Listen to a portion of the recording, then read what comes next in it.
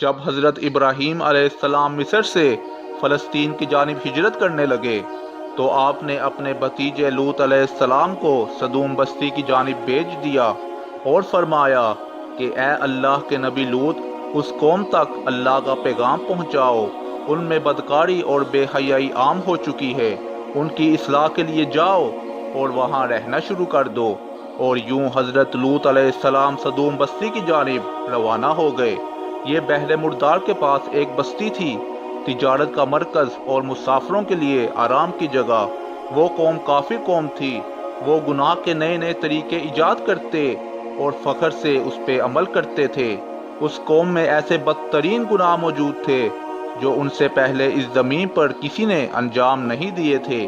اللہ کے نبی لوط علیہ السلام اس قوم کے درمیان آ کے فرماتے ہیں کہ اے لوگو، اللہ سے ڈرو، تم ایسی بے حیائی کا ارتکاب کرتے ہو جو تم سے پہلے کسی نے نہ کی ہو، اپنی عورتوں کو چھوڑ کر مردوں سے اپنی حاجت پوری کرتے ہو۔ اگر تم گناہوں سے باز نہیں آئے تو عنقریب تم پر عذاب آئے گا۔ وہ پوری قوم ہنستی رہی کہ یہ دیوانہ کہاں سے آیا ہے، ہم کسی عذاب کو نہیں مانتے۔ اگر تم واقعی سچے ہو تو دکھاؤ کیا عذاب آتا ہے۔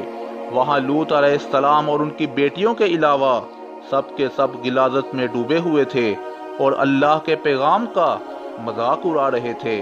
اللہ کے نبی لوط علیہ السلام اللہ سے مخاطب ہو کر فرمانے لگے کہ اے پروردگار، یہ قوم ہدایت پانے والوں میں سے نہیں بلکہ تیری ہدایت کا مذاق اڑانے والوں میں سے ہے۔ اے اللہ، جب بھی کوئی نوجوان اس بستی میں آتا ہے تو یہاں کے لوگ اس کو ہوس کی نگاہ سے دیکھتے ہیں، اس سے اپنی حاجت پوری کرتے ہیں۔ اے پروردگار، میری مدد فرما۔ اتنے میں اللہ نے آسمان سے چند فرشتے بھیجے جو نوجوان خوبصورت لڑکوں کی شکل میں تھے۔ وہ جیسے ہی لوط علیہ السلام کے گھر آئے تو لوط علیہ السلام ان کو دیکھ کر گھبرانے لگے کہ یہاں کے لوگ ان کے ساتھ بھی وہ سلوک نہ کریں جو ان سے پہلے لڑکوں کے ساتھ کرتے رہے ہیں۔ وہ فرشتے کہنے لگے کہ اے اللہ کے نبی، گھبراؤ نہیں، ہم اللہ کی طرف سے آئے ہیں۔ اور جبریل امین لوط علیہ السلام سے کہنے لگے کہ اپنے گھر والوں کے ساتھ اس بستی سے چلے جاؤ، کیونکہ صبح یہاں پر اللہ کا عذاب آئے گا، اور اس بستی سے نکلنے کے بعد پیچھے مڑ کر نہ دیکھنا۔ ہم تیرے پورے گھر والوں کو اللہ کی پناہ میں رکھیں گے سوائے تمہاری بیوی کے، کیونکہ وہ پیچھے رہنے والوں میں سے ہوگی۔ جب لوط علیہ السلام کی بیوی نے ان نوجوان لڑکوں کو دیکھا تو بستی کے لوگوں سے کہنے لگی کہ ہمارے گھر کچھ خوبصورت لڑکے آئے ہیں، ان کا حسن ایسا ہے جو تم نے آج تک نہیں دیکھا ہوگا۔ اتنے میں بستی کے چند لوگ لوط علیہ السلام کے گھر آتے ہیں۔ حضرت جبریل امین ان کو ایسی ضرب لگاتے ہیں کہ سب کے سب اونڈے ہو جاتے ہیں۔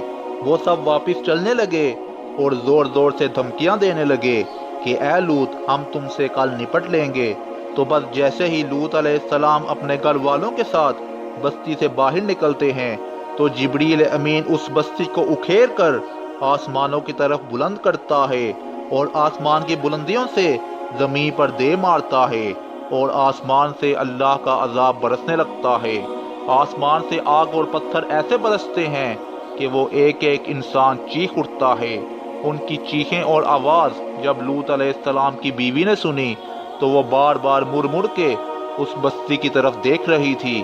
اتنے میں آسمان سے ایک پتھر آیا اور لوط علیہ السلام کی بیوی کو لگا، اور وہ بھی ان لوگوں میں شامل ہو کر فی النار ہو گئی۔ آج بھی لوط علیہ السلام کی قوم پر عذاب کے نشانات زمین پر موجود ہیں تاکہ انسان غور و فکر کرے اور عبرت حاصل کرے۔ بے شک اللہ جو چاہتا ہے وہ ہو کر رہتا ہے۔